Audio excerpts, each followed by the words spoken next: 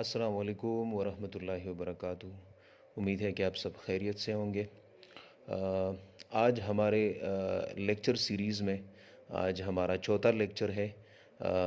वो भी मैटर के बारे में होगा, मैटर के करेक्टरिस्टिक के बारे में। इस लेक्चर में हम दो जो है ना एरियाज़, मैटर के दो एरियाज़, दो करेक्टरिस्टिक हम डिस्कस करेंगे।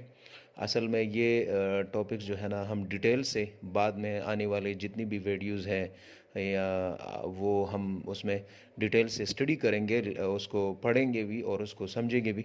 लेकिन आज मैं ये मैटर का जो लेक्चर सीरीज़ जो मैंने स्टार्ट किया है, तो इसमें ये दो पॉइंट्स बहुत अहम है। तो इस लिहाज से मैं ये यहाँ इस वीडियो में कोशिश करूँगा कि ये आपका जो कंसेप्ट है मैटर के बारे में वो क्रिस्टल क्लियर हो जाए, मतलब बिल्कुल साफ तौर पर आपको मैटर का कंसेप्ट जो है ना आपके जहन में आ जाए। तो चलिए शुरू करते हैं। तो आज का हमारा जो पहला टॉपिक है वो है कंप्रेसिबिलिटी,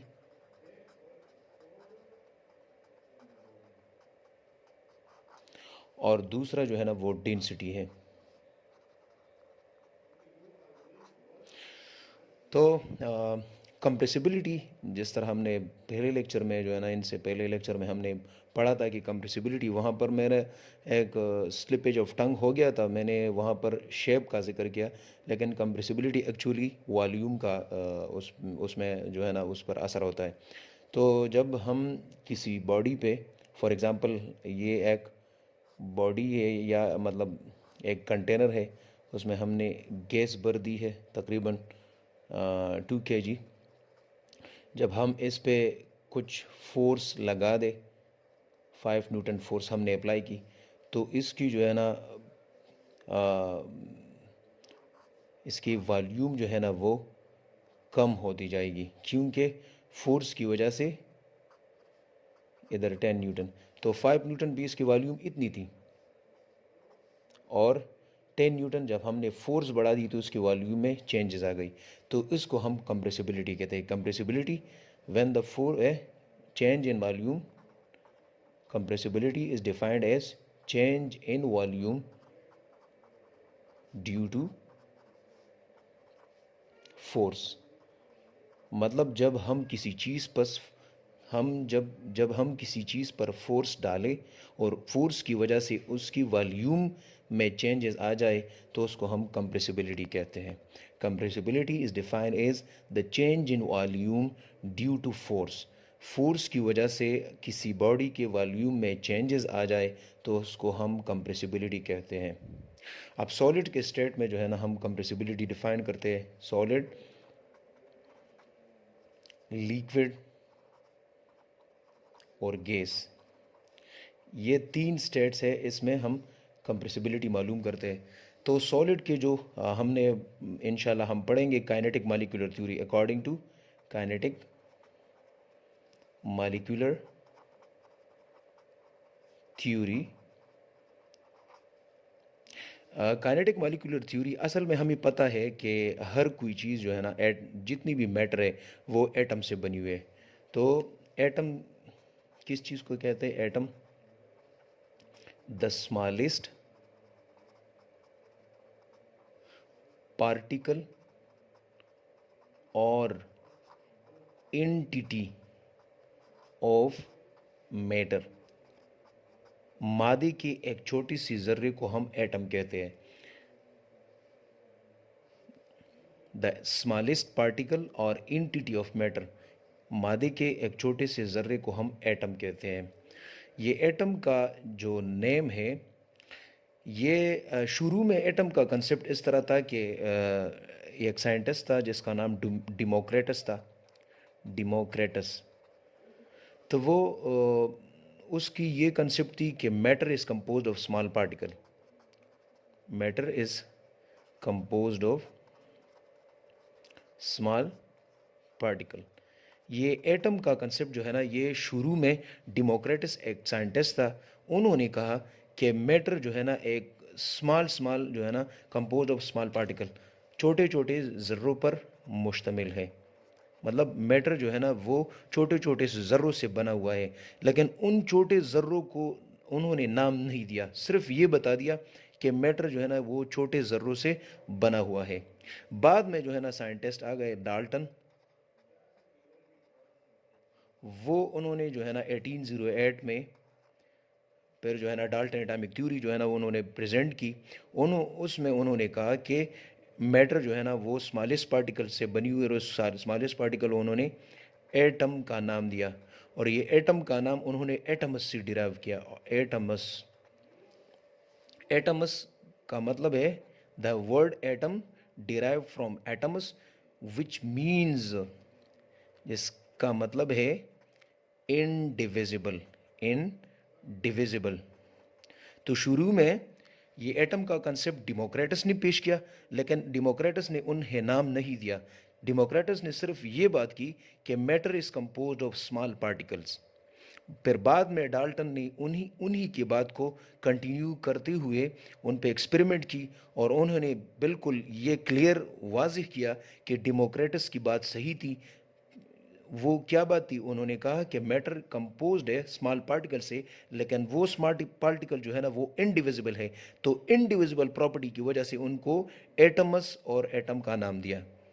लेकिन बाद में जो है ना ये रदरफोर्ड का जो एटम उन्होंने जो है ना वो दे दिया नाम, लेकिन वो तो इनडिविजिबल की वजह से उन्होंने एटम का नाम दिया। लेकिन फिर बाद में एक्सपेरिमेंट्स हो गए, और बाद के साइंटिस्टों ने ये दरियाफ्त किया और ये प्रूव भी किया कि नहीं, एटम जो है ना वो डिविजिबल है, atom is.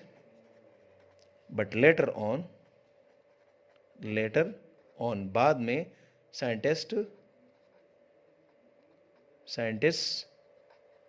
proved that proved that atom is divisible, atom is divisible and is composed of small particles। तो इसमें मतलब इन ही साइंसदानों में रदरफोर्ड का नाम भी आता है, क्योंकि रदरफोर्ड ने फर्स्ट टाइम न्यूक्लियस का जो है ना वो कंसेप्ट पेश किया था कि एटम जो है ना वो डिविजिबल है, और इसके सेंटर में एक पॉजिटिवली चार्ज एरिया है जिसको उन्होंने न्यूक्लियस का नाम दे दिया। और फिर बाद में जो है ना नील बोहर ने इलेक्ट्रॉन की इलेक्ट्रॉनिक कॉन्फ़िगरेशन के बारे में थोड़ा बहुत जो है ना वो बात समझा दी। तो फिर मैं बताता हूँ आपको कि मैटर का डेफिनेशन तो हमने सीख लिया पिछले लेक्चरों में, कि matter is the matter actually anything which occupy space and have mass is called matter. फिर मैटर जो है ना वो किस चीज़ से बनी हुई है? तो मैटर जो है ना वो एटम से बनी हुई। अब एटम क्या है? द स्मॉलेस्ट पार्टिकल और यूनिटी ऑफ मैटर। ये एटम का कंसेप्ट जो है ना ये डेमोक्रेटस ने पेश किया था, लेकिन डेमोक्रेटस ने उनको नाम नहीं दिया। डेमोक्रेटस ने सिर्फ ये कह दिया कि matter is composed of small particle. उसके बाद साइंटिस्ट आ गए, जिस तरह डाल्टन एटॉमिक मॉडल, उन्होंने डाल्टन एटॉमिक थ्योरी पेश की। जॉन डाल्टन उसका नाम था। तो जॉन डाल्टन ने 1808 में ये डेमोक्रेटस की बात पे जो है ना एक्सपेरिमेंट की कि ये बात सही है कि नहीं। तो उन्होंने प्रूव किया कि हाँ, डेमोक्रेटस की बात सही है। तो उन्होंने एक बात और भी कही कि वो स्मॉल पार्टिकल्स जो है ना वो इनडिविजिबल है, और इनडिविजिबल की वजह से उन्होंने उसको एटमस का नाम दिया। लेकिन बाद के साइंसदानों में जिस तरह रदरफोर्ड एटॉमिक मॉडल है, जॉन डाल्टन है, इस तरह श्रोडिंगर है, और बहुत सारे साइंटिस्ट है, तो उन्होंने मुख्तलिफ मॉडल भी पेश किए। जे थॉम्सन मॉडल है, तो उन्होंने मुख्तलिफ मॉडल भी पेश किए एटम के बारे में, और उन्होंने एक ना एक पॉइंट जो है ना वो एटम की डिफिनेशन के साथ लगाई और उस एटम की डिफिनेशन को एलाबोरेट की। लेकिन ये एटम का नाम तो हमने कह दिया कि एटम का नाम, ये एटमस का मतलब जो है ना इनडिविजिबल है, लेकिन ऑनवर्ड जो है ना हमें पता चला कि नहीं, एटम तो डिविजिबल है। तो ये नाम जो है ना मानी के लिहाज से ये गलत है, लेकिन बस हमने एटम नाम दिया है तो बस सही है। लेकिन मानी के लिहाज से ये एटम का नाम तो तब दिया था जिस वक्त लोगों का कंसेप्ट था कि एटम इनडिविजिबल है, लेकिन लेटर ऑन तो पता चला कि एटम डिविजिबल है, लेकिन नाम वही जो है ना पड़ गया। तो असल में ये बात मैं समझा रहा था कि काइनेटिक मॉलिक्यूलर थ्योरी पे मैं आ रहा हूँ कि ये सॉलिड लिक्विड गैस ये तो मैटर है। तो मैटर जो है ना वो बनी हुई है एटम से। अब एटम्स जो है ना atoms combine to form molecule. So molecule की डिफिनेशन क्या है? Atoms combine to form molecule. अब एटम्स कंबाइन होके क्या बनाती है? मॉलिक्यूल बनाते हैं। तो काइनेटिक मतलब कि सॉलिड, लिक्विड और गैस, ये एटम्स और एटम से मॉलिक्यूल, मतलब सॉलिड, लिक्विड और गैस ये मॉलिक्यूल से बनी हुई है।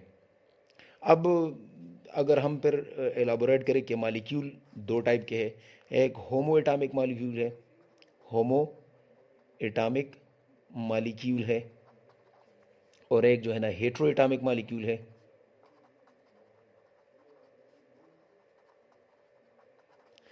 होमो मीन सेम, जब एक जैसे एटम्स इकट्ठे हो जाए तो वो होमो एटॉमिक मॉलिक्यूल बनाते हैं, और हेट्रो मीन डिफरेंट, जब मुख्तलिफ किस्म के एटम्स कंबाइन होते हैं तो वो हेट्रो एटॉमिक मॉलिक्यूल बनाते हैं। मिसाल के तौर पर होमो का मैं मिसाल करता हूँ, देता हूँ O2, ऑक्सीजन के दो एटम्स कंबाइन होके एक ऑक्सीजन मॉलिक्यूल बनाती है।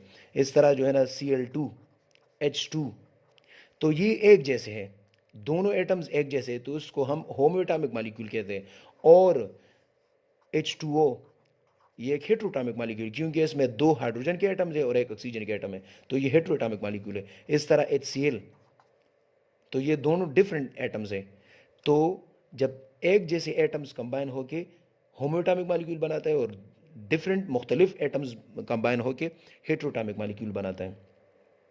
तो मैं काइनेटिक मॉलिक्यूलर थ्योरी के बारे में कह रहा था कि सॉलिड, हम काइनेटिक मॉलिक्यूलर थ्योरी में इंशाल्लाह डिटेल में पढ़ेंगे, जब ये टॉपिक हम डिस्कस करेंगे तो उसमें हम पढ़ेंगे, हाँ, हम पढ़ेंगे कि एक सॉलिड, लिक्विड या गैस जितनी भी मैटर है ये बनी हुई है मॉलिक्यूल से, atoms atoms combined to form molecule. तो सॉलिड में जो मॉलिक्यूल होते हैं वो एक दूसरे के करीब होते हैं, बिल्कुल इस तरह सॉलिड के मॉलिक्यूल एक दूसरे के करीब होते हैं, मतलब इनके मॉलिक्यूलर, एक मॉलिक्यूल और दूसरे मॉलिक्यूल के दरमियान स्पेस को हम इंटर मॉलिक्यूलर स्पेस कहते हैं। इंटर मॉलिक्यूलर स्पेस, दो मॉलिक्यूल के दरमियान इस फासले को हम इंटर मॉलिक्यूलर स्पेस कहते हैं। तो सॉलिड में मॉलिक्यूल के दरमियान जो स्पेस है वो बहुत ज़्यादा कम है, मतलब निग्लिजिबल है, ना होने के बराबर है, इसमें स्पेस नहीं होता। मॉलिक्यूल्स इसके एक दूसरे के बिल्कुल करीब होते हैं। Inter molecular space, inter molecular space very negligible, negligible मतलब ना होने के बराबर। क्यों नेग्लिजिबल है? क्योंकि इनमें इंटर मॉलिक्यूलर फोर्स स्ट्रांग है। जब इंटर मॉलिक्यूलर फोर्स स्ट्रांग ही तो इंटर मॉलिक्यूलर स्पेस जो है ना वो वीक होगी, कम होगी। मतलब intermolecular force is inversely proportional to intermolecular space. जब इंटर मॉलिक्यूलर फोर्स बढ़ेगी तो स्पेस कम होती जाएगी, जब इंटर मॉलिक्यूलर फोर्स कम होगी, जब बढ़ेगी तो स्पेस कम होगा। मतलब जिस तरह सॉलिड में है, इसके मॉलिक्यूल बिल्कुल एक दूसरे के करीब है, क्योंकि इंटर में इनके दरमियान इंटर मॉलिक्यूलर फोर्स ज़्यादा है, तो इसमें स्पेस बहुत कम है। अगर इंटर मॉलिक्यूलर फोर्स वीक होगी तो इंटर मॉलिक्यूलर स्पेस जो है ना वो ज़्यादा होगी। तो इनके दरमियान इनवर्स रिलेशनशिप है, इनवर्स में एक चीज़ ज़्यादा होगी तो दूसरी कम होगी। अब मैं ये आपको बताना चाहता हूँ कि सॉलिड में इंटरमॉलिक्यूलर स्पेस बहुत ज़्यादा कम है, नेग्लिजिबल है, क्योंकि इसमें मॉलिक्यूल एक दूसरे के बहुत करीब है। क्यों करीब है? क्योंकि इसमें इंटरमॉलिक्यूलर फोर्स ऑफ अट्रैक्शन बहुत ज़्यादा है। तो जब इनके दरमियान स्पेस नहीं है, बिल्कुल एक दूसरे के करीब है, इस तरह लिक्विड में अगर हम देख लें तो लिक्विड के मॉलिक्यूल एक दूसरे से थोड़े फासले पे है, इनमें इंटरमॉलिक्यूलर फोर्स थोड़ा कम है बनिस्बत सॉलिड से। और गैस में अगर हम देख ले तो इनमें मॉलिक्यूलर फोर्स बहुत ज़्यादा वीक है, बहुत ज़्यादा वीक है। तो इनमें इंटरमॉलिक्यूलर फोर्स बनिस्बत सॉलिड के कम है, intermolecular force less than solid but more than liquid, more than gas. Liquid में मॉलिक्यूल एक दूसरे के थोड़े करीब है, गैस में बहुत ज़्यादा दूर है, क्योंकि लिक्विड में इंटरमॉलिक्यूलर फोर्स सॉलिड से तो कम है लेकिन गैस से ज़्यादा है। तो इसके मॉलिक्यूल एक दूसरे के करीब है, और गैस में इंटरमॉलिक्यूलर फोर्स बिल्कुल वीक है, कमज़ोर है, तो इसलिए इसके मॉलिक्यूल एक दूसरे से बहुत फासले पर हैं। तो इसी वजह से जब अब हम अगर अगर ये चीज़ हम एक कंटेनर में डाल लें, सॉलिड चीज़, और हम उसको प्रेस करें तो वो प्रेस नहीं होगा, क्योंकि इनके दरमियान इंटरमॉलिक्यूलर स्पेस है ही नहीं। तो वो किस तरह, मतलब ये तो बिल्कुल इस तरह हो गया है। अब इसको हम अगर बहुत दबा दें, या इस तरह है, अगर हम इसको बहुत दबा दें, लेकिन ये तो फिर दब नहीं सकता, क्योंकि इसमें स्पेस नहीं है, जगह नहीं है। और लिक्विड को देख ले तो लिक्विड में थोड़ा बहुत कंप्रेसिबिलिटी हो सकता है, क्योंकि इसमें थोड़ा बहुत स्पेस है। और गैस में तो कंप्रेसिबिलिटी बहुत ज़्यादा है, क्योंकि इसमें तो स्पेस बहुत ज़्यादा है। अगर हम ऊपर से फोर्स लगा दे तो इनकी जो है ना इंटरमॉलिक्यूलर स्पेस फिर कम होती जाएगी, कम होती जाएगी, कम होती जाएगी, और ये मॉलिक्यूल एक दूसरे के करीब हो जाएंगे। तो हम गैस को कंप्रेस कर सकते हैं। अब अगर आपसे कोई पूछे कि सॉलिड क्यों कंप्रेस नहीं होता, क्योंकि सॉलिड के मॉलिक्यूल्स के दरमियान फासला नहीं है। क्यों फासला नहीं है? क्योंकि उसके इंटरमॉलिक्यूलर फोर्स स्ट्रांग है। इस तरह लिक्विड में कंप्रेसिबिलिटी थोड़ी बहुत कम है, मतलब है, इसमें मौजूद है लेकिन कम है, क्योंकि इसमें मॉलिक्यूल थोड़े बहुत फासले पर है, क्योंकि इंटरमॉलिक्यूलर फोर्स इसका सॉलिड से कम है लेकिन गैस से ज़्यादा है। लेकिन गैस में तो कंप्रेसिबिलिटी बहुत ज़्यादा, मतलब अगर हम कंप्रेसिबिलिटी को डिस्कस करेंगे तो हम गैस में डिस्कस करेंगे। लिक्विड और सॉलिड में कंप्रेसिबिलिटी कम है, तो अगर हम कंप्रेसिबिलिटी का टॉपिक डिस्कस करेंगे तो ये पॉइंट गैस पे आता है, क्योंकि गैसेस में स्पेस ज़्यादा है तो ये कंप्रेस हो सकती है। सही है।